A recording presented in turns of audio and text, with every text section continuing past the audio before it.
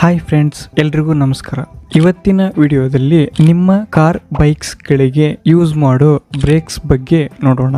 Common ಆಗಿ ಇವಾಗ vehicles ಗಳಲ್ಲಿ ಡ್ರಮ್ ಬ್ರೇಕ್ಸ್ ಮತ್ತು ಡಿಸ್ಕ್ ಬ್ರೇಕ್ಸ್ ಬರುತ್ತವೆ. ಹಾಗಾದ್ರೆ ನಿಮ್ಮ ಬೈಕ್ ಅಥವಾ ಕಾರ್ಗೆ ಯಾವ ಟೈಪ್ ಬ್ರೇಕ್ಸ್ ಸೇಫ್, ಹಾಗೆ ಏನೆಲ್ಲ ಡಿಫರೆನ್ಸಸ್, ಅಡ್ವಾಂಟೇಜಸ್ ಮತ್ತು ಡಿಸ್ಅಡ್ವಾಂಟೇಜಸ್, ಫಂಕ್ಷನ್ಸ್, ಹೀಗೆ ಯಾವ ಬ್ರೇಕ್ ಬೆಸ್ಟ್ ಅಂತ ಈ ವಿಡಿಯೋದಲ್ಲಿ ತಿಳ್ಕೊಳ್ಳೋಣ.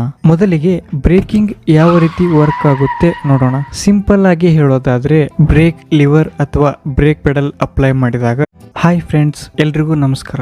ಇವತ್ತಿನ ವಿಡಿಯೋದಲ್ಲಿ ನಿಮ್ಮ ಕಾರ್ ಬೈಕ್ಸ್ ಗಳಿಗೆ ಯೂಸ್ ಮಾಡೋ ಬ್ರೇಕ್ಸ್ ಬಗ್ಗೆ ನೋಡೋಣ. ಕಾಮನ್ ಆಗಿ ಇವಾಗ ವೆಹಿಕಲ್ಸ್ ಗಳಲ್ಲಿ ಡ್ರಮ್ ಬ್ರೇಕ್ಸ್ ಮತ್ತು ಡಿಸ್ಕ್ ಬ್ರೇಕ್ಸ್ ಬರುತ್ತವೆ. ಹಾಗಾದ್ರೆ ನಿಮ್ಮ ಬೈಕ್ ಅಥವಾ ಕಾರ್ಗೆ ಯಾವ ಟೈಪ್ ಬ್ರೇಕ್ಸ್ ಸೇಫ್, ಹಾಗೆ ಏನೆಲ್ಲ ಡಿಫರೆನ್ಸಸ್, ಅಡ್ವಾಂಟೇಜಸ್ ಮತ್ತು ಡಿಸ್ಅಡ್ವಾಂಟೇಜ್